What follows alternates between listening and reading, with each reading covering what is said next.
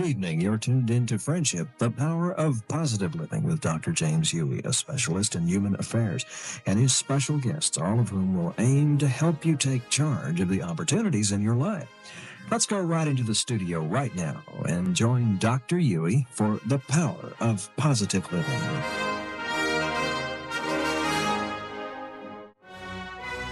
Good evening and welcome to Friendship Radio and to the Grand March Through Life. My name is James Hughey, facilitator of the Friendship Personal Retreat Program here in Galveston and on ships cruising seas throughout the world. We offer the gift of listening hospitality, and I invite you to join me here on KGBC, Friendship Radio for Southeast Texas, as we explore topics to enrich the quality of your life. Power for positive living and friendship.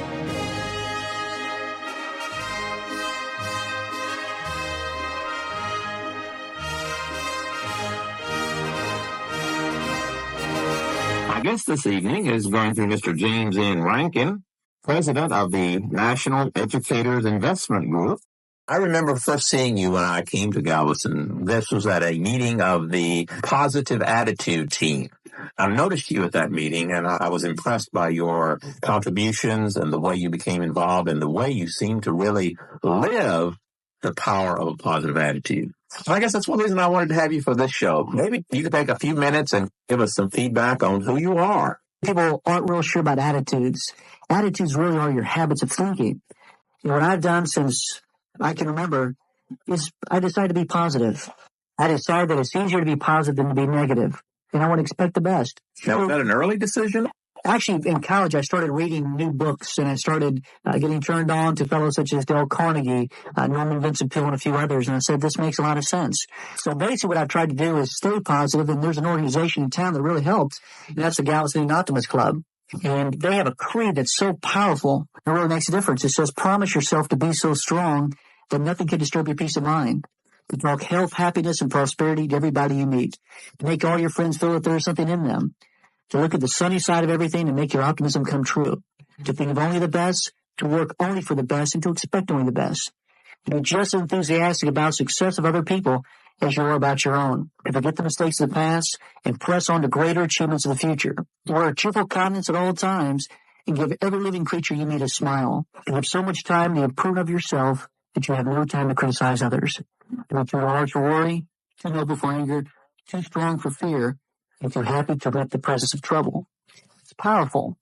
I'm impressed that you can recite it from memory, because apparently it has become an integral part of who James Rankin is. Absolutely. Attitude is simply the habits of your thinking. And if you decide that you're going to be positive and you make it a habit, it just comes naturally. We as human beings, we have the wonderful opportunity to change. We can be anything we want to be if we just decide to be that way. If you want to be positive, all you have to do is simply act as though you're positive. By simply acting, a strange thing happens. You start to become positive. It's just that easy. We act as if principle. If you want to have a bigger position in life, then start dressing and acting as that person you want to be. And what happens is people start relating to you as being that person. It's the power of visualizing and making something that you have as a wish become reality by actually living it. Exactly.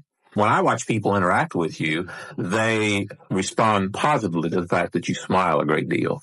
Well, smiling is easy. In fact, I'm being a little selfish when I smile because it's actually easier to smile than it is to frown. There's less muscles in the face to smile. Well, I've heard that, but I'm always curious as to why there's so many people going around with such dour faces on. We live in a negative world. I've got to admit that. I'm a positive person, but I'm a positive person in a negative world. And luckily, I get to run across people who are positive, like yourself. And you talked about what are some of the things you can do. One of the things I learned, and that is, if you want to concentrate, the little secret in concentration is that the things you do automatic, like brush your teeth, like drive your car, if you'll stop and think about those things as you're doing them, you'll build concentration. One of the big things that can change people's lives is changing some of that. Be more conscious in how you live and what you say. For instance, the greetings. How many times you go up to somebody and you say, how you doing? Oh, I'm making it. Not bad. What is not bad? Certainly doesn't sound good. How you doing? Well, I'm going to be okay. It's going to be 5 o'clock here in a few minutes. Then life starts. Exactly. Tell people how you really feel. And there's a lot of motivational speakers that really push this, and I agree with them. That is, when people ask you, how you doing?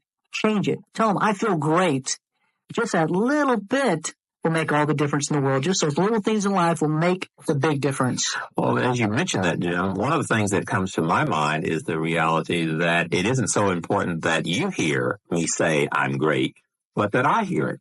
I know when I was teaching psychology in a small college, one of the things we did as an experiment of behavior was to just have the student go out among the campus, and when somebody would say, "How are you?" the student would say, "Well, I died last week and we're running out of ice." And see if anybody heard it. Uh-huh. And the reality that we showed that 8 or 9 out of every 10 never even heard the response. Uh-huh.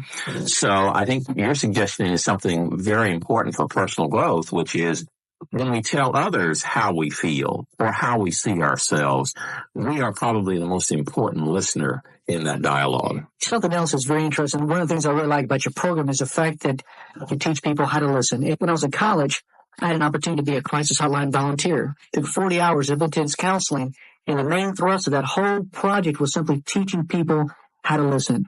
I never realized that I don't listen to people. But once I took that training, I realized that I need to focus in on what you say. And there's all sorts of different techniques, mirroring, anchoring, eye contact, repeating, the whole gamut. It's just amazing. And another thing, we talk about act as if. So many times in my job, I'm having to talk to people who may not be that interested. But if I tell myself that this is the most important person in the world, what happens? I start feeling that way. Hearing is physical. Listening is mental.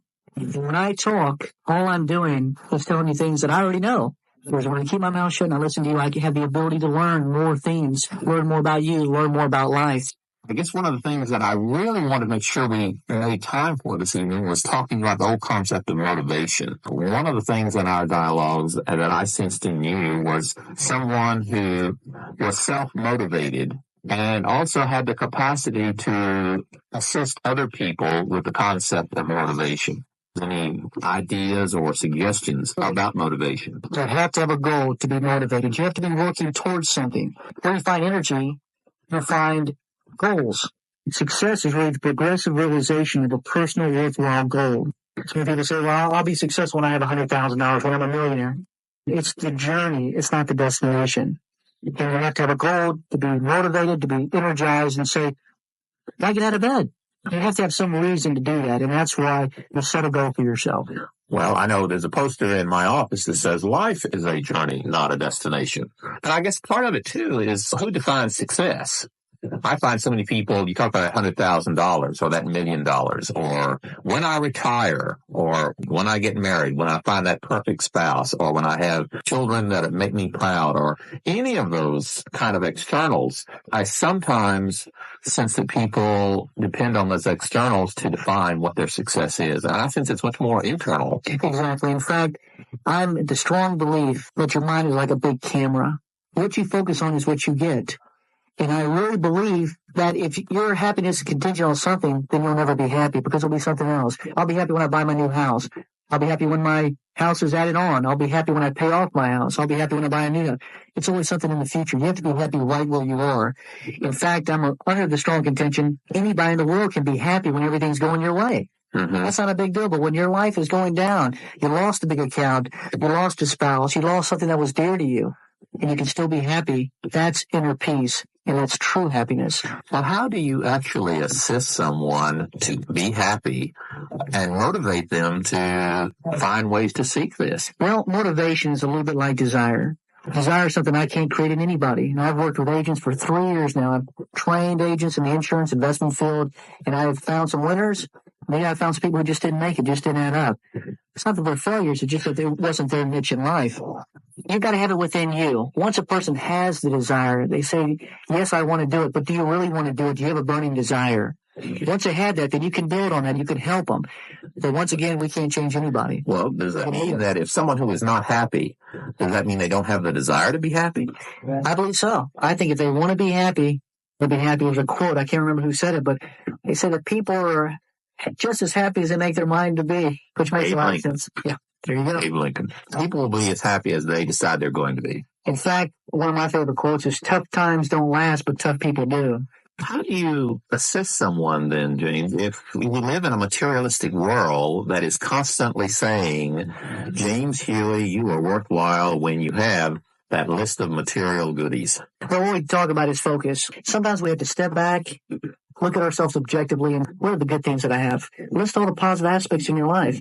I do a little illustration with kids when we work with the drug prevention program. I tell them that there was an individual injured in a car accident. He still had a court for $1.5 million, but he has no use of his legs. How many people give up the use of their legs for $1.5 million?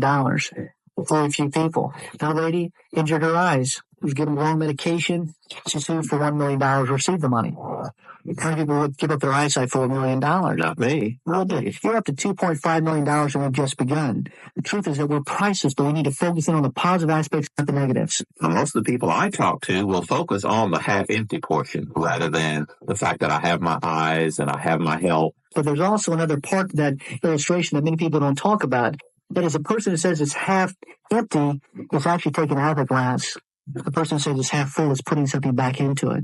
So the question is, what is this person putting back into their life? What are they feeding themselves? And that's why I really believe in programs like this, in cassettes, reading good, positive books, feed your mind. When we have no control over our mind, we just take what comes in, it's mostly going to be negative. So we have to control what goes into the mind. And once we do that, we control our behavior. I find as I interact, and I'm curious about your experience, that as I interact with some people who say that I need to be more realistic, how do you respond?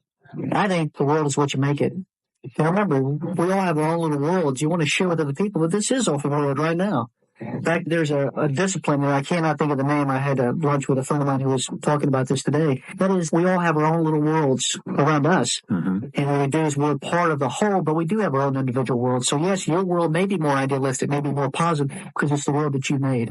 A classic book would be The Power of Positive Thinking by Norman Vincent Peale. And he was one of the founding fathers on good positive thinking. Here's a good quote here. It says, how we feel has a definite effect on how we actually feel physically. If your mind tells you that you're tired, the body mechanisms, the nerves, the muscles accept the fact. If your mind is intensely interested, it can keep on an activity indefinitely. So once again, he talks about the power of the mind and the power of attitude. I'm always surprised how many people tend to discount the power of the mind. Whatever the mind makes itself up to do, it can do. And I think it's same in human engineering. If you believe you can do it, you can do it. You just got to strive. My philosophy in life is that you can't beat a man who won't be beaten. Because he believes it. Right. Once he believes it, he acts it. Right. And you don't fail until you quit.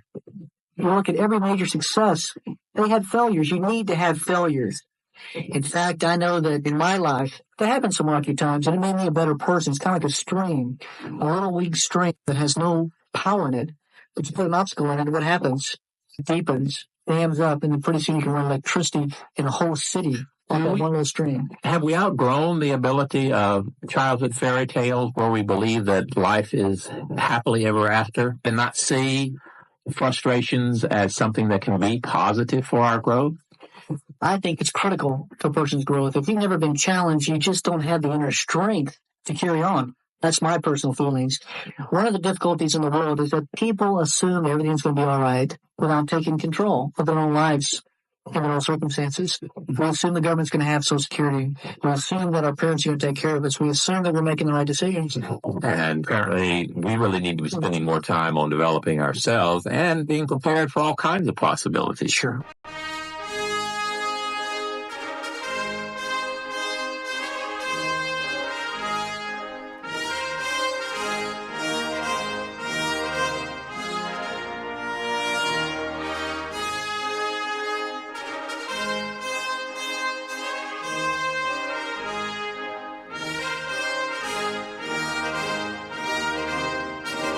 Well, James, it certainly has been a treat. It's amazing to me how fast the time flies, and I always enjoy myself. And one of the real pluses of a program like this is being able to have dialogues with other people here in Galveston who have a positive attitude, who do see the opportunities of being here in this community, and also being able to interact with other positive people, to be able to give and to receive from each other. Having the pleasure of people like you as my guest it just always makes it well worthwhile. Well, Gallus is very fortunate to have you, and you're a special guy. And I've enjoyed the meeting as well. Well, friends, I do appreciate your kindness in joining me here on KGBC, Friendship Radio for Southeast Texas this Thursday evening. And I'd like to encourage you to come back next Thursday when we will have more special guests and we will have the opportunity to explore areas of interest to you. Thanks again for joining me. This is your host, James Hughey, on the Power for Positive Living and the Grand March Through Life, inviting you to join me again here on KGBC next Thursday evening. Good night.